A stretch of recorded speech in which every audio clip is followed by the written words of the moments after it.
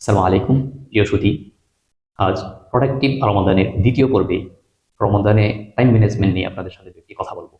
তাই রমজানকে প্রোডাক্টিভ করতে হলে আমাদের রমজানের প্রথম দিন থেকেই আমাদের প্রত্যেকের রমজান প্ল্যানার বা রমজানের পরিকল্পনা থাকা দরকার। আর এই জন্য টাইম ম্যানেজমেন্ট অত্যন্ত গুরুত্বপূর্ণ। প্রথম রোজা থেকে আমাদের প্রত্যেকের দৃঢ় প্রতিজ্ঞা করা দরকার, অন্তত দৈনিক ৫ ওয়াক্ত নামাজ রমজান মাসে যেন জামাতের সাথে সুন্নত সহ খুশুখুজুর সাথে ইখলাসের সাথে সঠিক সময়ে আদায় করতে পারা।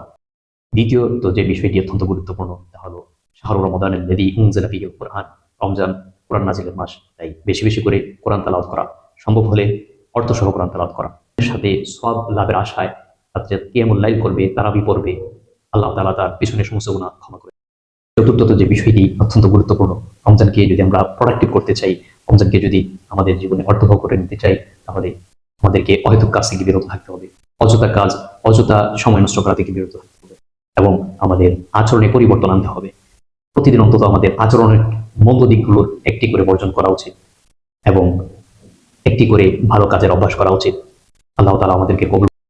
আমিন।